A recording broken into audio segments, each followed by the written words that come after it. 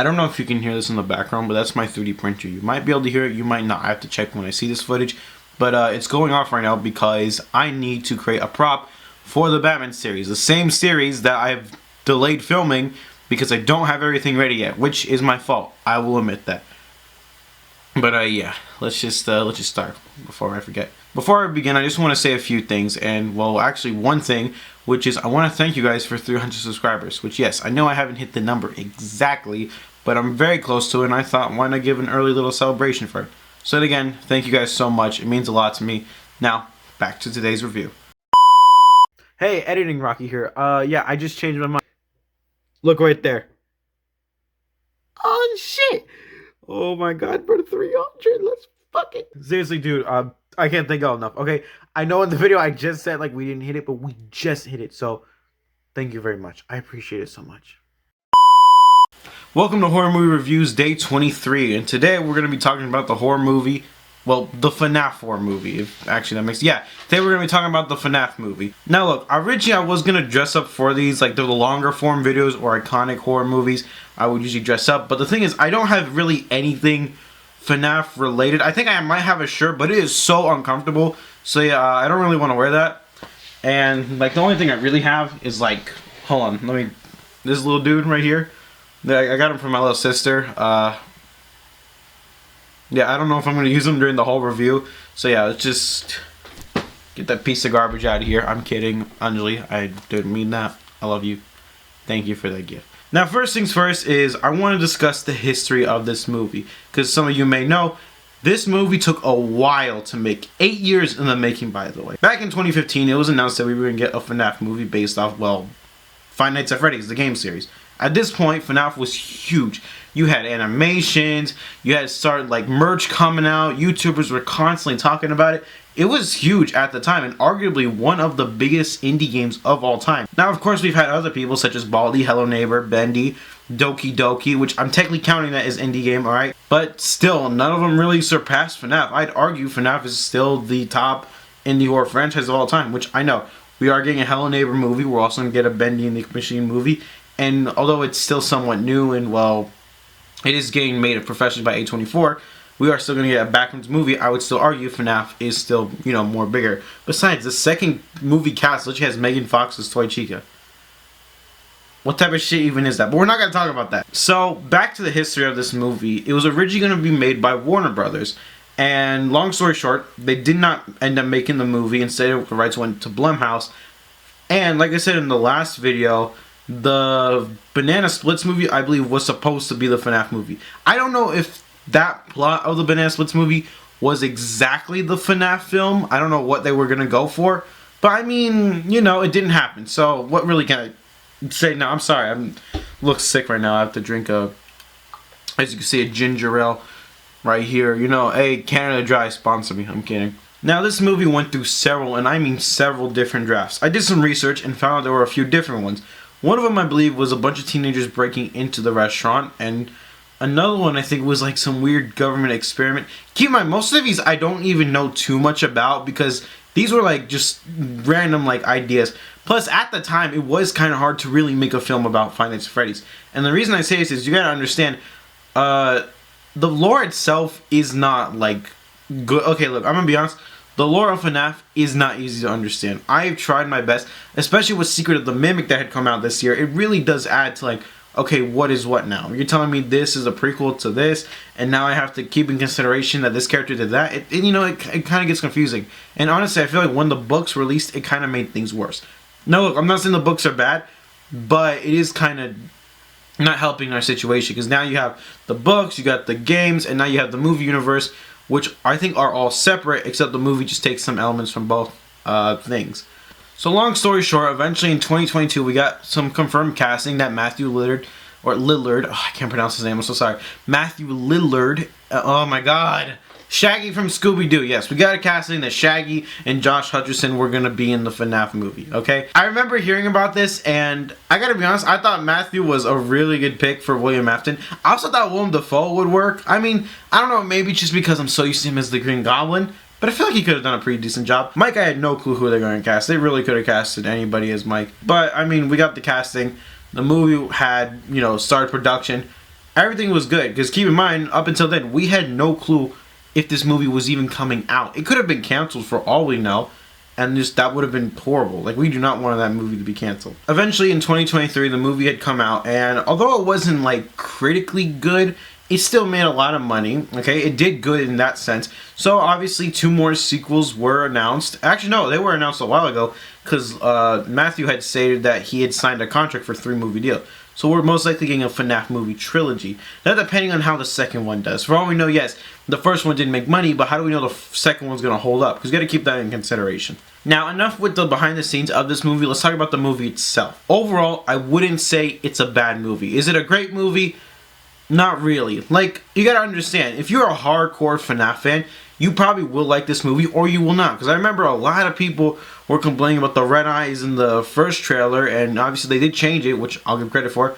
But yeah, a lot of people were complaining about that. Another thing about this movie is you have to keep in mind, not only do you have to really make this for FNAF fans, but you have to kind of make it for regular people who don't know too much about the franchise. Now, granted, yes, Scott did want to make a movie for FNAF fans, but I feel like if you make a movie towards regular audience members, at least get them somewhat interested.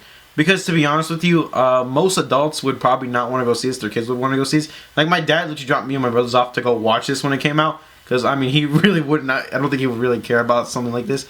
My mom, maybe, but, like, I don't know if this is just their thing. Because it is such a really confusing thing. Like I said before, the story is not always perfect. Now, there are some criticisms with the movie, such as the gory and scariness. Like, there's only one scene that made me jump in the entire movie. And obviously it was, you know, Balloon Boy appearing. And he didn't even really appear. It's just a little statue. But even then, it still got me.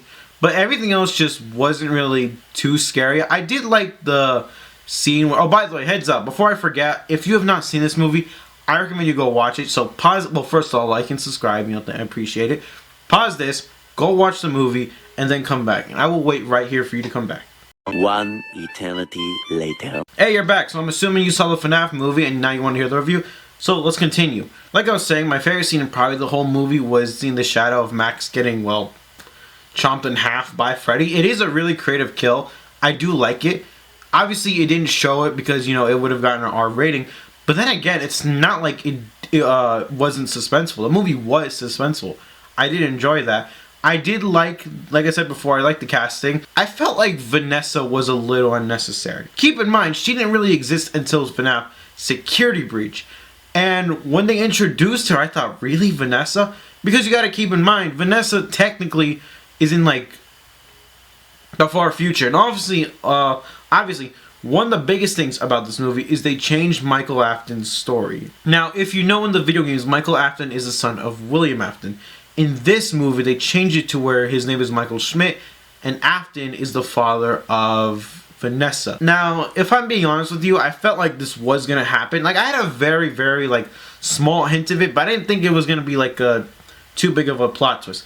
Now, for those who had, like, no clue, it probably was a plot twist for them. But overall, I mean, it's an okay plot twist. It's nothing too crazy.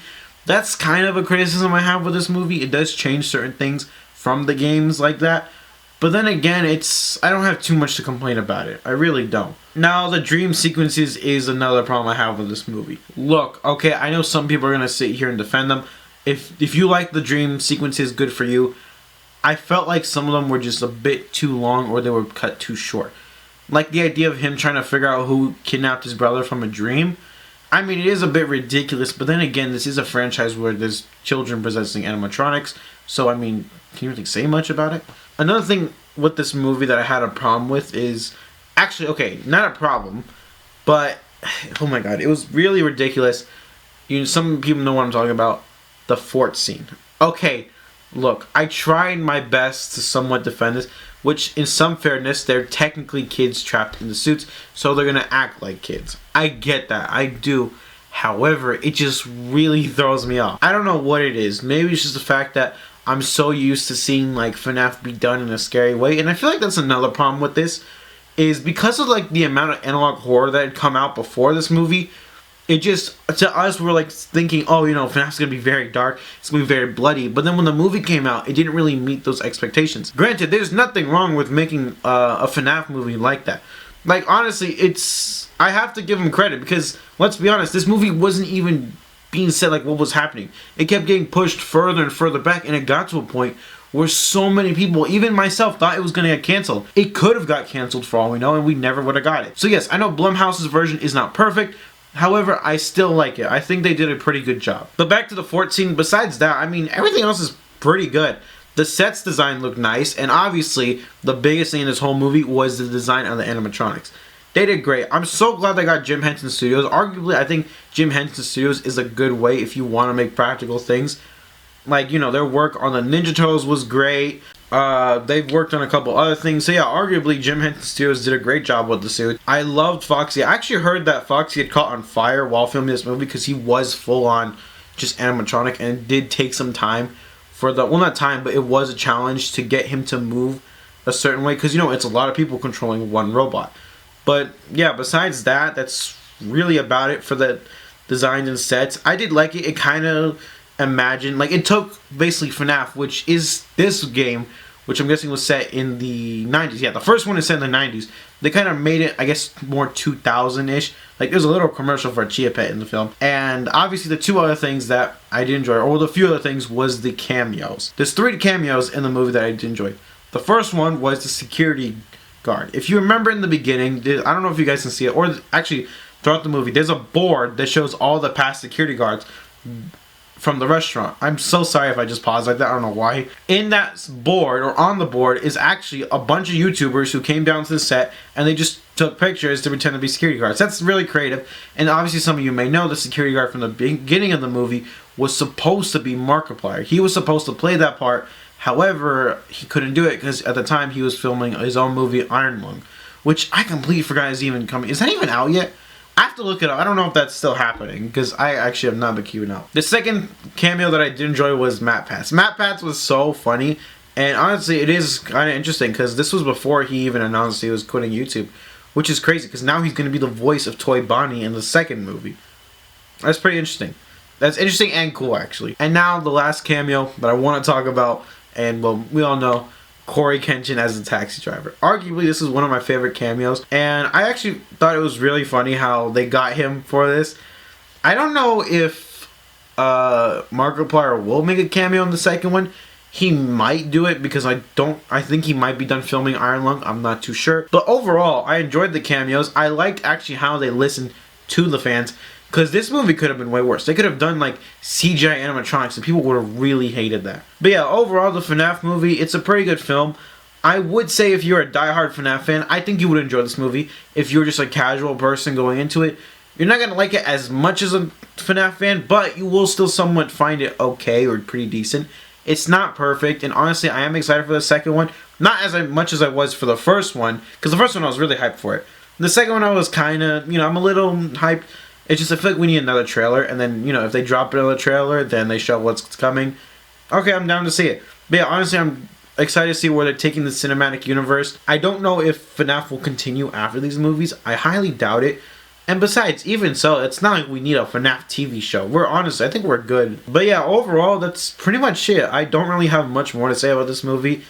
If you like it, well, yeah, if you liked it, then good for you. If you weren't crazy about it, then good for you either way. What did you personally think about the FNAF movie? Me personally, if I had to give it an overall rating, I'd give it like a 7 out of 10. When I first saw it, I gave it an 8 out of 10 because I was hyped about it. But then I rewatched it and I was like, okay, maybe it's just not as good as I thought it was, but I still did enjoy it. So overall, 7 out of 10. I'm a huge FNAF person. I was huge on FNAF growing up. I will admit I had recently started playing Security Breach because, well, actually, I recently started playing a bunch of games on my PlayStation just because I kind of stopped gaming for a while and I didn't realize how many games had come out and I want to test them out. And Security Breach, and I'm also playing Metal Gear 3. That's fucking awesome. So yeah, you enjoy this movie, just, comment down below what you enjoyed most about it. I'm sorry I keep pausing a lot. It's just, like I said, I'm not really feeling too good. So I'm going to try to get this as quick as I can. And I'm also sorry that I have not been giving any updates on the second part of the Batman series. Trust me, I'm going to, okay? The reason mainly why is just because I've had like 3D printing issues for some reason. And I had to keep looking up what to do. Like, most of my prints were cooling down too fast. I got it now. Like, the only prop I really need to make left is just Black Mask's mask, which I don't know if you guys have heard. A while ago, I announced that Black Mask the Penguin and Harvey Dent will appear in the series. Black Mask, his suit, I already got. I got an all-white suit. I probably mentioned this before. It's just that the helmet itself does take time. Some issues with my printer, I had to figure it out, but now I got it. I got it working, so that's gonna print. But overall, that's pretty much about it. Again, thank you guys for 300 subscribers. It means a lot to me, seriously. I really do appreciate it. I love you guys a lot for it. But yeah, with that being said, that's it for today's review. I'm sorry if this seems kind of rushed or not as quality as my Friday the 13th franchise. But again, I'm very sorry about that. I will make sure that the other reviews are somewhat better, because I do get home pretty late from work. But yeah, that's all I really got to say. Thank you guys so much. I will see you later. Goodbye. Also, one more thing, it was so awesome that they include Sparky the dog in this movie. That was actually fucking cool, because he was just like just the dumbest like FNAF hoax, and they're like, hey, you want, boom, Sparky the dog exists in our universe. What?